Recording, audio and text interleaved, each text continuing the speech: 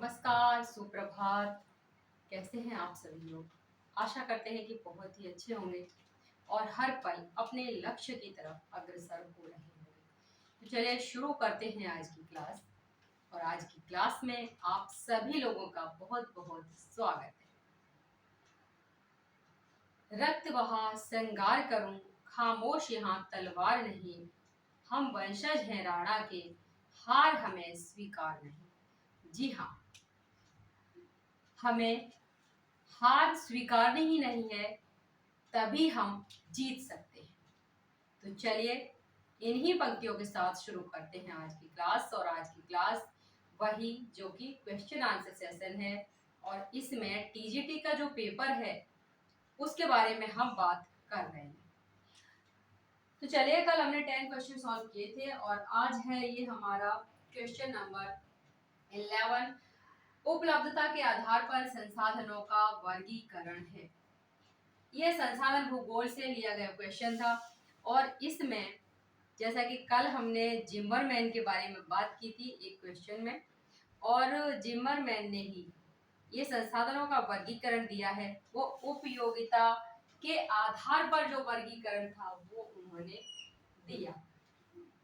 अब यहाँ पर हम एक बात करें कि उपयोगिता के आधार पर उन्होंने कितने भागों में डिवाइड किया था।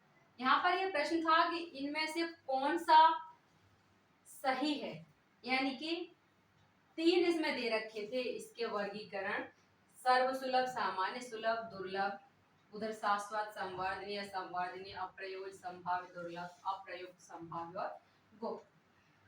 तो अगर हम देखें तो जो हमारा आंसर ये है, इसके अलावा इन्होंने 4 बातें बताई।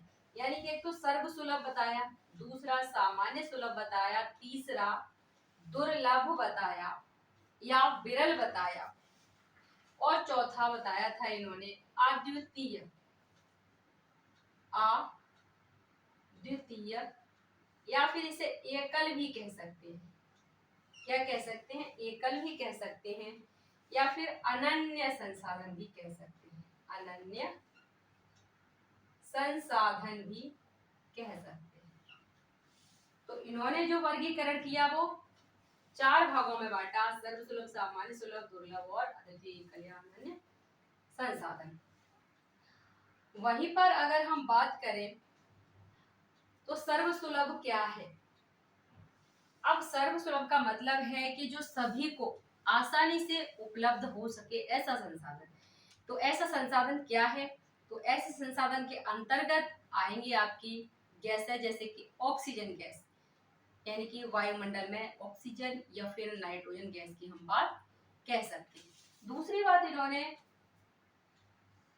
हो सकता है कि एग्जाम्पल पूछ ले तो आप ये बता सकते हैं सामान्य सुलभ, यानी कि सामान्य वे में अधिकांश प्रदेशों में जो संसाधन उपलब्ध हो जाए उसको कहेंगे हम सामान्य सुलभ।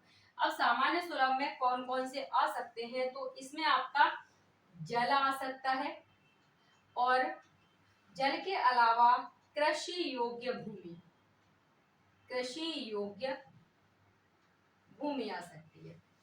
इसमें हमने गैसों की बात की थी, और ये आपकी थी ऑक्सीजन, और ये क्या थी? नाइट्रोजन की हमने बात की थी यहाँ पर। अब हम बात करें तो दुर्लभ संसाधन की बात करें अगर, ये तो 3rd नंबर है ना, ये वाला है, ये आपका 4th नंबर है इस तरह से, यानी कि 1st, ये 2nd और ये 4th। जब हम इसकी बात करेंगे दुर्लभ, दुर्लभ या फिर विरल संसाधन, यानी कि कुछ सीमित क्षेत्रों में जो पाया जाएगा वो होगा दुर्लभ या विरल संसाधन। अब सीमित क्षेत्रों में पाया जाएगा, और उसके अलावा इसके अंतर्गत कौन कौन सी आएंगे? तो इसमें आप टिन, यूरेनियम और तांबा, यानी कि जो एग्जाम्पल है वो पूछे जा सकते हैं। अभी हमने देखा एकल, एकल संसाधन का तात्पर्य क्या है? यानी कि किसी एक स्थान पर, यानी किसी किसी स्थान या एक स्थान पर ही पाए जाते हैं, उन्हें हम कहते हैं एकल संसाधन। जब एकल संसाधन की बात करेंगे तो ये यहाँ पर प्रश्न कई बार पूछा गया है, क्रायोलाइट कहाँ पाया जाता है, तो ये पाया जाता है ग्रीनलैंड में, यानी एक ही स्थान पर पाया जाता है केवल क्रायोलाइट। तो इस प्रकार से जो संसाधनों का हमें जो प्रश्न था उसे हमने सॉल्व किया। बात आती है किसने दिया, तो जिमरमैन ने दिया। अब हम इसके बाद नेक्स्ट प्रश्न पर पहुंचते हैं और वो है 11 हो चुका है, 12 नंबर। और इसमें पूछा गया था, इसमें 2 पॉइंट दिए गए थे और पूछा है कि क्या सही है और कौन सा गलत है। तो इसमें कहा कि जैसे ही सूर्योदय होता है, जैसे ही सूर्योदय होता है तब धरातल ऊष्मा प्राप्त करता है, तब धरातल ऊष्मा प्राप्त करता है।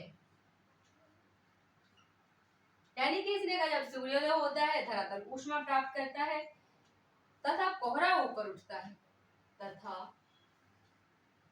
कोहरा ऊपर उठता है। यानी कि एक तरह से कहना चाहिए कि जैसा आप देखते हैं वैसा उसने पूछा कि क्या ऐसा होता है। दूसरा पॉइंट कहा कि विकिरण शीतलन, विकिरण शीतलन, विकिरण शीतलन के कारण आरंभिक आरंभिक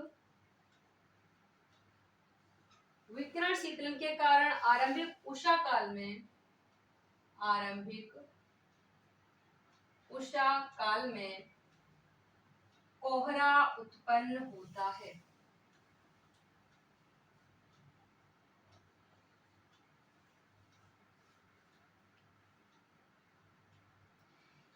इसने यहाँ पर कहा कि जैसे सूर्योदय होता है तब धरातल को क्या प्राप्त होती है, धरातल को ऊष्मा प्राप्त होती है, और ऊष्मा प्राप्त होती है फिर क्या होता है, कोहरा ऊपर उठता है। तो ऐसी घटना आपने अवश्य देखी होगी। नेक्स्ट कहा कि विकिरण शीतलन के कारण आरंभिक उषा काल में कोहरा उत्पन्न होता है। आरंभिक उषा काल की बात कर रहा है, यानी कि सूर्योदय। तो ये दोनों ही बातें यहाँ पर सही हैं।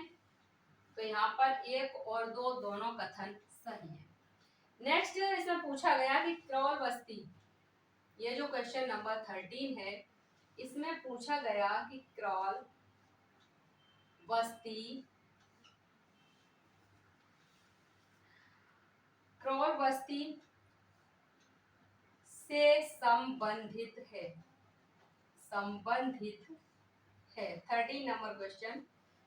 तो क्रॉल बस्ती, सबसे पहले तो आप देखेंगे तो क्रॉल बस्ती कैसी होती है, तो आप देख पा रहे होंगे ये है आपकी क्रॉल बस्ती। अब ये क्रॉल बस्ती किसके अंतर्गत आएगी, तो इसमें ऑप्शन थे तुंगू और बी था इसमें याकूत, सी था सकाई और डी था मसाई। तो आप बता सकते हैं कि कौन सा है, मसाई। मसाई क्रॉल बस्तियां बनाते हैं। अब क्रॉल बस्ती होती क्या है, तो ये एक झोपड़ी नहीं है बल्कि क्या है, झोपड़ियों का समूह है जिसे कि क्रॉल कहा जाता है। अगर हम इसके आकार की बात करें तो ये अंडाकार होती है। और वहीं पर मसाई से अन्य प्रश्न भी पूछे जा सकते हैं। तो ये कहाँ पर होते हैं, तो ये अफ्रीका महाद्वीप में पाए जाते हैं। उसके अलावा अगर हम इनकी बात करें तो ये पशुओं के साथ घुमक्कड़ी जीवन व्यतीत करते हैं, यानी कि अपने पशुओं को ले जाते हैं और उनके साथ ही अपना जो जीवन है वो व्यतीत करते हैं एक स्थान से दूसरे स्थान पर। उसके अलावा अगर बात करें तो इनकी जो वास्तविक संपत्ति है, जब पशुओं के साथ इनका जीवन व्यतीत हो रहा है तो इनकी जो वास्तविक संपत्ति है वो क्या होगी, वो पशु ही होगी। तो पशु इनकी वास्तविक संपत्ति है। वहीं पर बात करें अगर क्या ये जो पशु होते हैं उनका उन्हें भोजन के रूप में खाते हैं, तो ऐसा नहीं है कि उनको ये उनका वध करें, उनका वध नहीं करते। वह ये क्या करते हैं कि अगर वो पशु मर जाते हैं तो ये उसका यूज अपने खाने में कर लेते हैं। और अगर इनके संबंध की बात करें तो नीलोहेमेटिक प्रजाति के होते हैं। किससे संबंधित है, नीलोहेमेटिक प्रजाति से संबंधित है। वहीं पर अगर इनकी बात करें तो नीग्रोइड और उसके अलावा क्या है, मेडिटेरियन, नीग्रोइड और मेडिटेरियन का जो रक्त मिश्रण है वो इसके अंतर्गत होता है। तो ये तो रही आपकी मसाई जनजाति है जो उसकी बात। अब हम नेक्स्ट प्रश्न पर आते हैं और इसमें पूछा गया था, चावल के बारे में पूछा गया था कि विश्व में धान उत्पादन में, विश्व में धान उत्पादन में देशों के समूह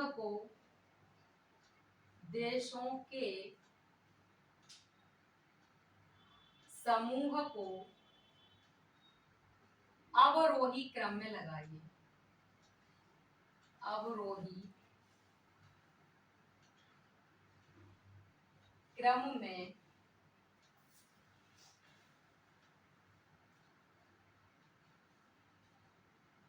सही कीजिए।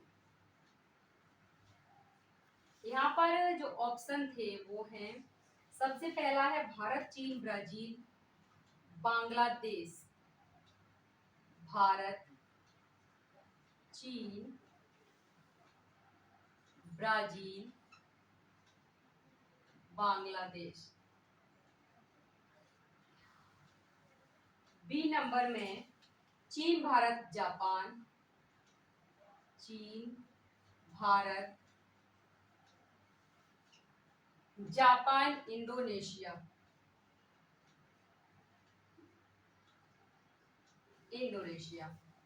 सी था चीन, भारत, पाकिस्तान, इंडोनेशिया।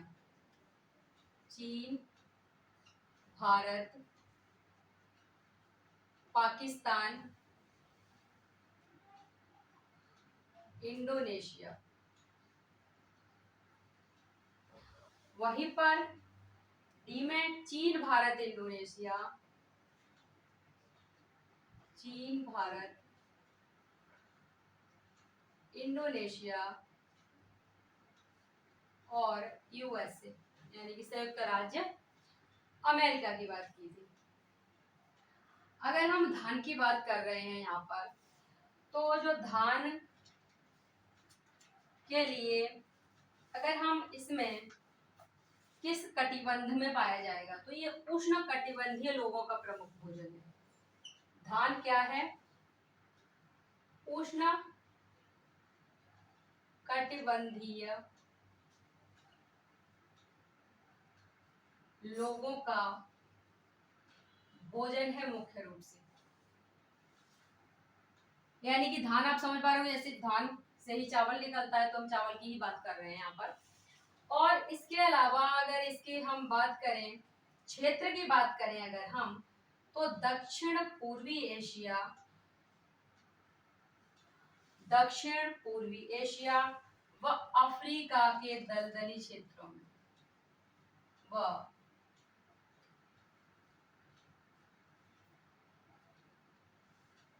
अफ्रीका के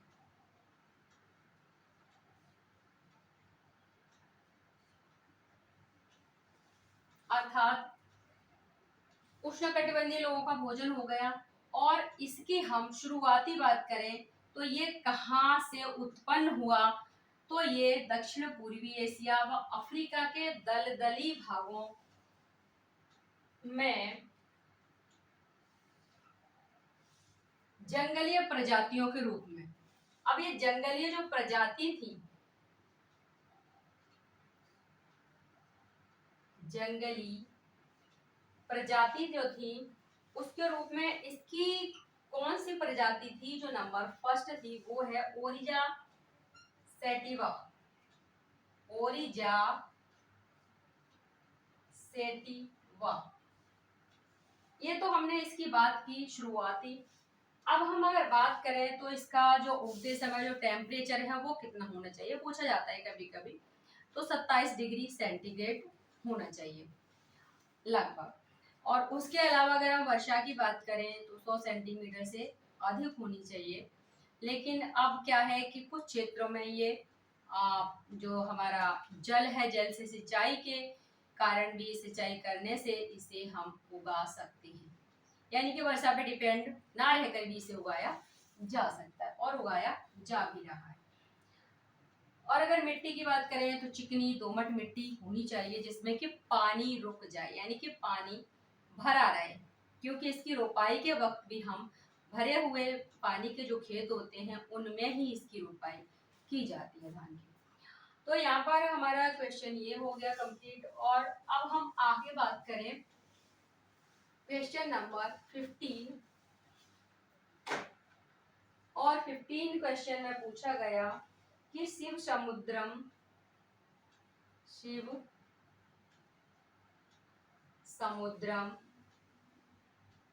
जल विद्युत गृह स्थापित, जल विद्युत गृह स्थापित है।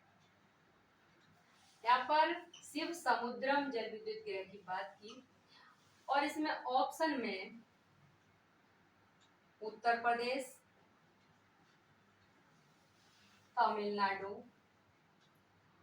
तमिलनाडु और वहीं पर कर्नाटक और डी नंबर ओडिशा। अब यहाँ पर अगर हम बात कर लें एक बार कैपिटल की बात करें तो उत्तर प्रदेश की लखनऊ, तमिलनाडु की चेन्नई, कर्नाटक की बेंगलुरु और ओडिशा की भुवनेश्वर। इसमें जो क्या कहते हैं ऑप्शन था सही वो है कर्नाटक। कर्नाटक में है शिव समुद्र।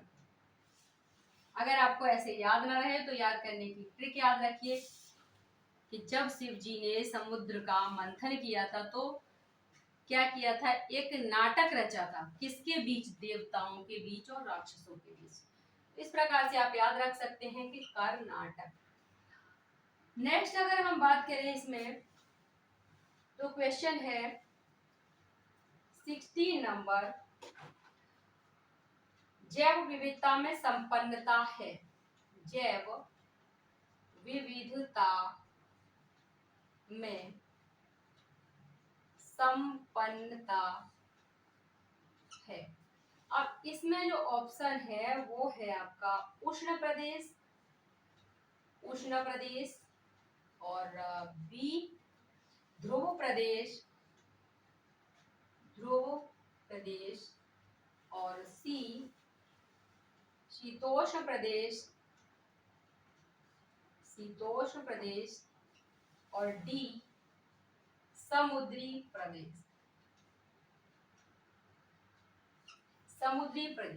या जैव विविधता में संपन्नता की बात की, वैसे अगर देखा जाए तो जो समुद्री प्रदेश है उसमें जैव विविधता में संपन्नता अधिक देखी गई है। लेकिन जो ऑप्शन यहाँ पर सही बताया आयोग ने वो था उष्ण प्रदेश, तो हम उसे ही मानेंगे उष्ण प्रदेश। अब आप यहाँ पर देखें, ये हमारी पृथ्वी है और ये हमारी है भूमध्य रेखा। अगर हम भूमध्य रेखा से 23.5 डिग्री ऊपर जाएंगे और 23.5 डिग्री नीचे आएंगे, ये है हमारा 0 डिग्री। अब ये है 23.5 डिग्री और ये है 66 डिग्री और ये क्या है 90, यहाँ पर भी 90, ये 66, ये 23.5। अब आप देख रहे होंगे कि जो ये क्षेत्र है, ये वाला क्षेत्र, ये क्या है, उष्ण क्षेत्र, यानी कि उष्ण कटिबंध है ये। अगर हम बात करें इसकी, तो ये वाला और ये वाला क्षेत्र जो नीचे है वो क्या है, वो है आपका शीतोष्ण कटिबंध। और अगर हम इस क्षेत्र की बात करते हैं तो ये क्या है, ये हमारा है शीत कटिबंध। यानी कि यहाँ पर आप कटिबंध को भली भांति समझ गए होंगे। 0 से 23 दोनों तरफ उष्ण कटिबंध, और वहीं पर 23.5 से 66, 66.5 उत्तर में, और 23.5 से 66.5 दक्षिण में है आपका शीतोष्ण कटिबंध, और 66.5 से 90, 66.5 से 90 यानी कि नॉर्थ में भी और साउथ में भी, तो ये है आपका शीत कटिबंध होता है। तो इस हिसाब से आप देख सकते हैं शीत, यानी कि यहाँ पर ये आपके ध्रुव प्रदेश, तो ध्रुव प्रदेश, ध्रुव कहाँ है, ये है हमारा उत्तरी ध्रुव और दक्षिणी ध्रुव। चलिए नेक्स्ट हम बात कर लें। नेक्स्ट प्रश्न है हमारा, इसमें यूर्त निम्न में से किस प्रजाति का घर है। 17 नंबर क्वेश्चन पूछा गया कि यूर्त किस प्रजाति का घर है, किस प्रजाति का घर है। अब इसमें ऑप्शन थे, सबसे पहला एस्किमो का, एस्किमो। अब यहाँ पर घर की बात हो रही है तो आपको पता होगा कि एस्किमो का क्या होता है, इग्लू होता है। दूसरा है इसमें पिग्मी, तीसरा है इसमें बुशमैन, और चौथा है इसमें खिरगीज। खिरगीज। अब यहाँ पर हमने एस्किमो की बात की तो एस्किमो का है इग्लू। अगर हम इसके क्षेत्र की बात करें तो क्षेत्र में आपका आ जाएगा कनाडा, और ग्रीनलैंड का क्षेत्र आ जाएगा,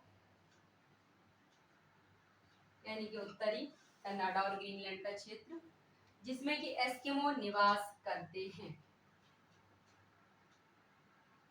और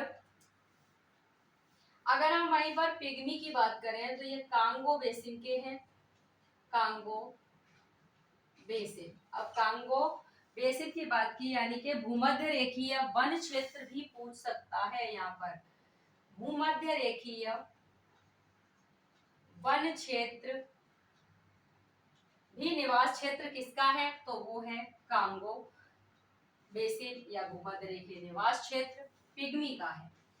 उसके अलावा पिग्मी की अगर घर की बात करें तो झोंपड़ी में निवास करते हैं, एक झोंपड़ी होती है इनकी।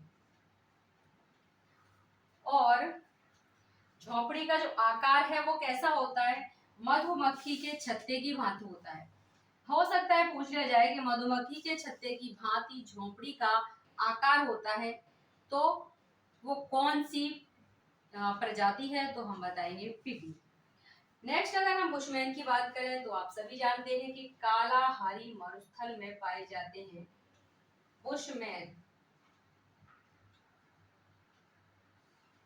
कालाहारी मरुस्थल में बुशमैन पाए जाते हैं और ये चतुर शिकारी होते हैं। नेक्स्ट अगर हम खिरगीज की बात करें तो खिरगीज का ही है आपका यूर्त। यूर्त कौन बनाते हैं, तो वो बनाते हैं खिरगीज। अगर इनके क्षेत्र की बात करें तो ये मध्य एशिया में पाए जाते हैं। मध्य एशिया यानी कि क्षेत्र विशेष प्रकार इसका पूछा ही जाता है। कभी क्षेत्र पूछ लेगा तो कभी घर पूछ लेगा, कभी इनका तंत्र पूछ लेगा, कुछ ना कुछ उसे पूछना ही है। अगर हम खिरगीज की बात कर रहे हैं तो यहाँ पर खिरगीज का अर्थ क्या होता है, हो सकता है पूछ लिया जाए कभी। खिरगीज का अर्थ होता है चोर। नेक्स्ट हम बात करें यहाँ पर, नेक्स्ट प्रश्न है 18, और इस प्रश्न में पूछा गया कि हिटलसी ने कृषि प्रदेश पूछे गए थे इसमें कि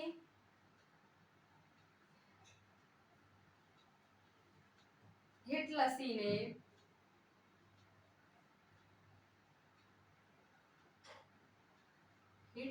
ने बृहत स्तर पर विश्व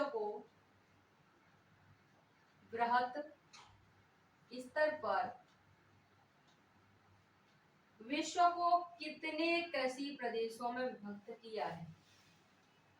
कितने कृषि प्रदेशों में विभक्त किया है? अब इसमें जो ऑप्शन थे उसमें इन्होंने नंबरिंग पूछी थी, ठीक है। तो यहाँ पर 11, यहाँ पर 12, 13 और 14। अब यहाँ पर बता दिया जाए आपको, जो कृषि प्रदेशों में इन्होंने बांटा था वो है 13। अब यहाँ पर ये 13 कृषि प्रदेश हैं। हो सकता है पूछ लिए जाए कृषि प्रदेश और पूछ लिया जाए कि ये वर्गीकरण किस महोदय का है, यानी कि कौन विद्वान है जिनका ये वर्गीकरण है। तो 13 में सबसे पहला क्या है इनका? चलवासी पशुचारण। चलवासी पशुचारण। वहीं पर हम सेकंड की बात करें तो व्यापारिक पशुपालन। व्यापारिक पशुपालन। थर्ड, स्थानांतरणशील कृषि। स्थानांतरणशील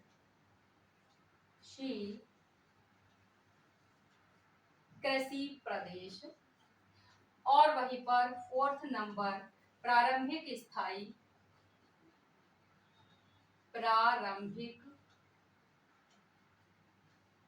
स्थायी कृषि प्रदेश। और नंबर 5, चावल प्रधान गहन निर्वहन। चावल प्रधान गहन निर्वहन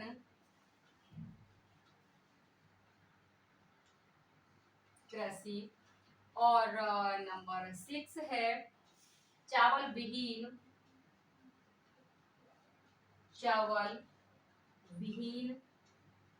गहन निर्वहन कृषि। और इसके अलावा 7 नंबर की बात करें तो व्यापारिक बागाती कृषि। व्यापारिक बागाती कृषि की बात की इन्होंने।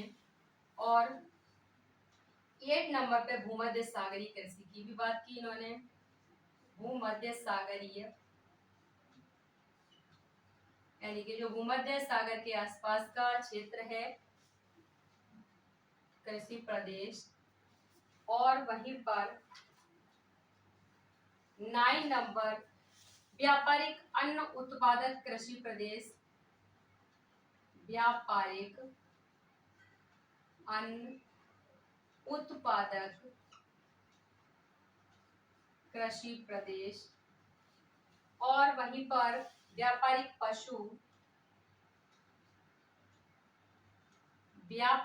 पशु एवं फसल उत्पादक कृषि प्रदेश। एवं फसल उत्पादक कृषि प्रदेश। और अभी 3 कृषि प्रदेश और रह गए, 10 हैं। और इन्होंने 11, 12 और 13 नंबर हैं। तो 11 में इन्होंने निर्वाहन फसल एवं पशु उत्पादक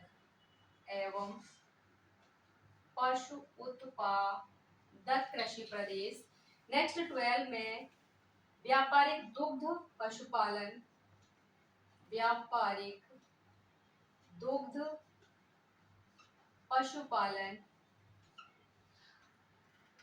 कृषि प्रदेश। और विशिष्ट बागवानी प्रदेश। विशिष्ट बागवानी प्रदेश यानी कि 13 नंबर है विशिष्ट बागवानी प्रदेश। कभी कभी कृषि प्रदेशों से भी प्रश्न पूछ लिए जाते हैं। आप इन्हें भी याद रख सकते हैं। नेक्स्ट प्रश्न है इसमें 19 नंबर की बात करेंगे हम, और इसमें पूछा गया कि संपन्नता का झरना, संपन्नता का झरना किसे कहा जाता है। और यहाँ पर बात की इन्होंने कोयला, पेट्रोलियम और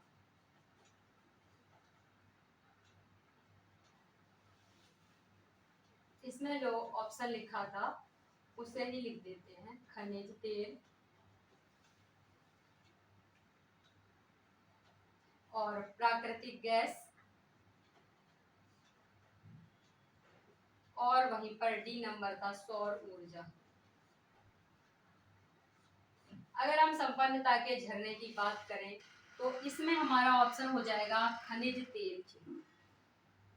अगर वही कोयला की बात कर लें तो कोयले को काले सोने की संज्ञा दी जाती है। और उसके अलावा अगर कोयले के प्रकार की बात करें तो कोयला 4 प्रकार का होता है। सबसे पहला होता है एंथ्रेसाइट, यानी कि उत्तम किस्म का कोयला। उसके बाद होता है बिटुमिनस, और उसके बाद लिग्नाइट, और उसके बाद होता है पीट कोयला। यानी कि जो सबसे उत्तम है वो है एंथ्रेसाइट कोयला, और उसमें कार्बन की मात्रा सबसे अधिक होती है। जब कार्बन की मात्रा अधिक होती है तो जलने में आसानी होती है और उसमें धुआं नहीं निकलता। वहीं पर हम धीरे धीरे बिटुमिनस लिग्नाइट की तरफ जाते हैं तो कार्बन की मात्रा कम होती जाती है और उसमें धुआं अधिक निकलता है। तो इसके अलावा आप देख रहे हैं प्राकृतिक गैस है, सौर ऊर्जा है।